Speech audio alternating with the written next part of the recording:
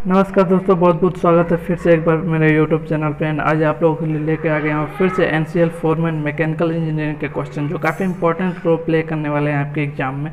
And ये model questions हैं, इसी बेस्ड पे क्वेश्चन आते हैं और इसमें से भी कुछ क्वेश्चंस आने की संभावनाएँ होती हैं।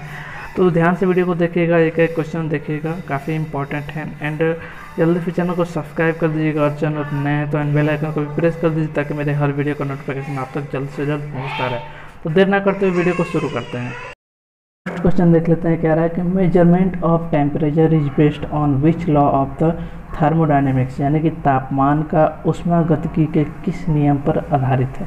आपका ऑप्शन है ऊष्मप्रवैगिकी का पहला नियम, ऊष्मागतिकी का दूसरा नियम, ऊष्मप्रवैगिकी के शून्य कानून या फिर ऊष्मप्रवैगिकी का तीसरा नियम। यहाँ पे आपका सही उत्तर हो जाएगा, वो हो जाएगा ऑप्शन नंबर सी, ऊष्मप्रवैगिकी के शून्य का नियम, यानी कि zero law of the thermodynamics. अगला क्वेश्चन क्या कर रहा है कि an ideal gas at 27 degree centigrade is the heated the at constant pressure till its volume becomes 3 times what would be then the temperature of gas, यानी कि 27 degree centigrade पे आदर्श gas को लगातार दबाव में गर्म किया जाता है जब तक कि इसकी मात्रा 3 गुना ना हो जाए। फिर गैस का तापमान क्या होगा। आपका ऑप्शन है 81 degree centigrade, 627 degree centigrade, 543 degree centigrade या फिर 327 डिग्री सेंटीग्रेड। तो यहाँ पे आपका ऑप्शन नंबर बी सही हो जाएगा, 627 डिग्री सेंटीग्रेड, यानी कि 627 डिग्री सेंटीग्रेड। अगला क्वेश्चन क्या कर रहा है कि द एफिशिएंसी ऑफ कार्नोट चक्र साइकिल इज मैक्सिमम फॉर, यानी कि कार्नोट चक्र की दक्षता अधिकतम होती है। आपका ऑप्शन पेट्रोल इंजन, प्रतिवर्ती इंजन, गैस इंजन या फिर स्टीम इंजन। यहाँ पे सही उत्तर हो जाएगा आपका ऑप्शन नंबर बी, प्रतिवर्ती इंजन, यानी कि रिवर्सेबल इंजन। अगला क्वेश्चन क्या कर रहा है कि density of water is maximum at, यानी कि पानी का घनत्व अधिकतम होता है 0 degree centigrade, 4 degree centigrade, 4K या फिर 100 डिग्री सेंटीग्रेड। तो सही उत्तर हो जाएगा आपका option number B, 4 degree centigrade. Next question क्या कह रहा है कि there is no work transfer involve in this process, यानी कि इस प्रक्रिया में कोई कार्य हस्तांतरण शामिल नहीं है। आपके ऑप्शन है एडियोबायोटिक विस्तार, आइजोटर्मल का विस्तार, पॉलीट्रॉपिक विस्तार या फिर मुक्त विस्तार। तो यहाँ पे आपका सही उत्तर हो जाएगा ऑप्शन नंबर डी, मुक्त विस्तार, यानी कि free expansion.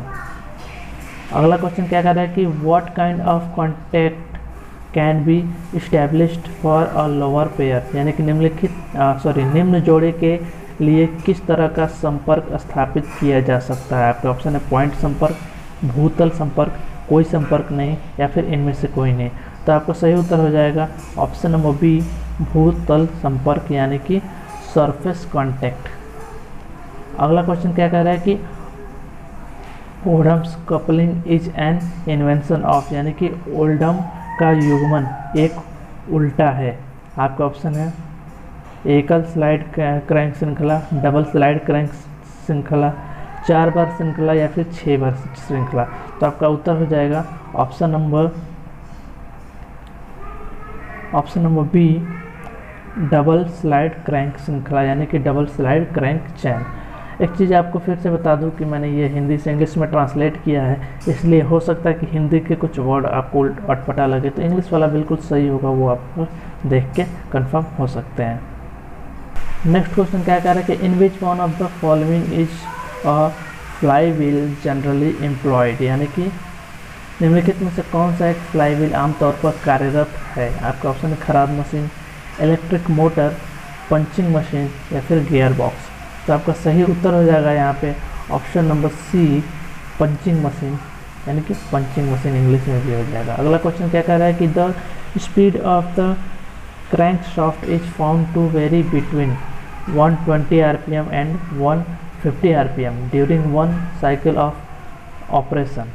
What is the coefficient of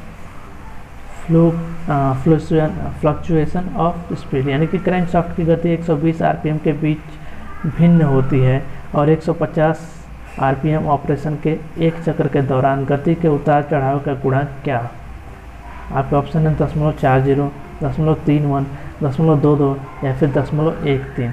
तो सही उत्तर हो जाएगा आपका ऑप्शन नंबर सी, वो है 0.22 यानी कि 0.22। अगला क्वेश्चन क्या कर रहा है कि the sensitivity of an isochronous governor is, यानी कि एक समकालिक राज्यपाल की संवेदनशीलता है। आपका ऑप्शन है 0, 1, 2 या फिर अनंत। तो आपका सही उत्तर हो जाएगा ऑप्शन नंबर डी, वो हो जाएगा अनंत यानी कि इन्फिनिटी।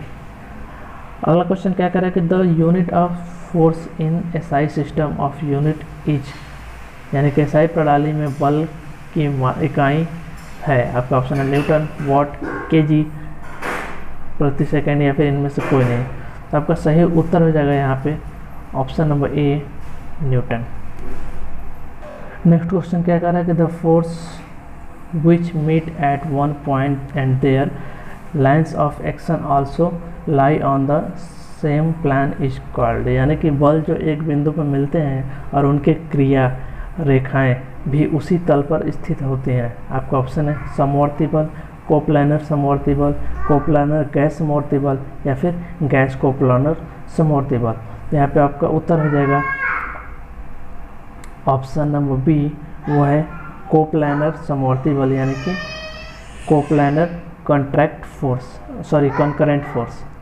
अगला क्वेश्चन क्या कह रहा है कि when the body at rest the friction experienced by body is, यानी कि जब शरीर आराम करता है तो शरीर द्वारा अनुभव किया जाने वाला घर्षण होता है। आपका ऑप्शन है स्थैतिक घर्षण, गतिक घर्षण, रोलिंग घर्षण या फिर सीमित घर्षण।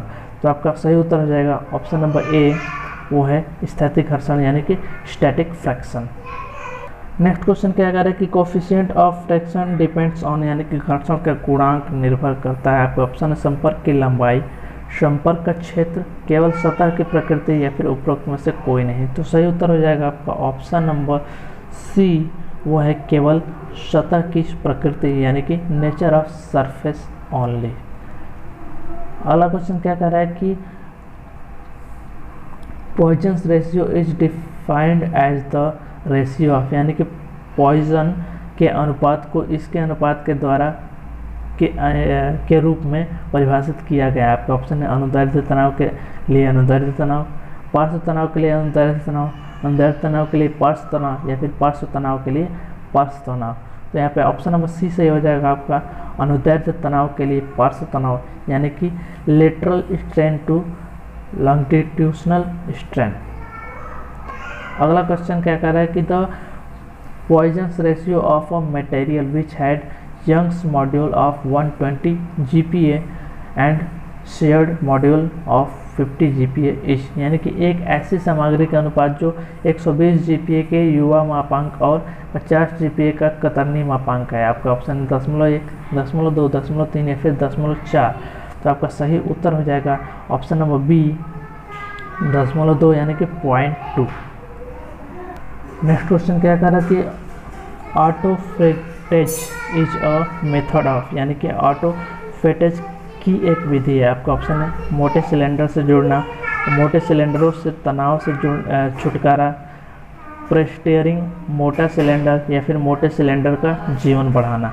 तो आपका सही उत्तर हो जाएगा यहाँ पे, वो हो जाएगा ऑप्शन नंबर सी प्रेस्टेयरिंग मोटा सिलेंडर यानी कि प्रेस्टेयरिंग थिक सिलेंडर। अगला क्वेश्चन क्या कर रहा है कि slenderness ratio of a column is different as the ratio of its length to its, यानी कि किसी स्तंभ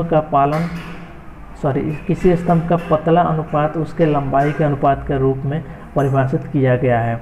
आपका ऑप्शन है ज्ञता का कम से कम दायरा, कम से कम पार्श्व आयाम, अधिकतम पार्श्व आयाम या फिर युग्मन की अधिकतम त्रिज्या। तो यहाँ पे आपका ऑप्शन नंबर ए सही हो जाएगा, वो हो जाएगा ज्ञता का कम से कम दायरा यानी कि लेस रेडियस ऑफ गायरेशन। अगला क्वेश्चन क्या कर रहा है कि principal plane is one which carries, यानी कि सिद्धांत विमान वह है जो वहन करता है। आपका ऑप्शन है कोई कतरनी तनाव नहीं, अधिकतम कतरनी तनाव, कोई सामान्य तनाव नहीं या फिर तनाव का अधिकतम परिणाम। तो यहाँ पे आपका ऑप्शन नंबर ए सही हो जाएगा, वो हो जाएगा कोई कतरनी तनाव नहीं, यानी कि नो शेयर्ड स्ट्रेस। अगला क्वेश्चन यानी कि लास्ट क्वेश्चन क्या कह रहा है कि Rankine theory is applicable to the, यानी कि रैंकिंग सिद्धांत किस पर लागू होता है। आपका ऑप्शन है लघु स्तंभ, लंबा कॉलम, लघु और दीर्घ दोनों स्तंभ, या फिर इनमें से कोई नहीं। तो सही उत्तर हो जाएगा आपका ऑप्शन नंबर सी, लघु स्तंभ, लघु और दीर्घ दोनों स्तंभ, यानी कि both short and long columns. तो ये थे आज के क्वेश्चन। आई होप आपको समझ में आए होंगे। अगर कोई भी डाउट हो, कोई भी क्वेश्चन हो तो कमेंट बॉक्स में कमेंट जरूर करिएगा। मिलते हैं नेक्स्ट वीडियो में नेक्स्ट क्वेश्चन सेट के साथ। तब तक के लिए नमस्कार, thank you for watching, thank you.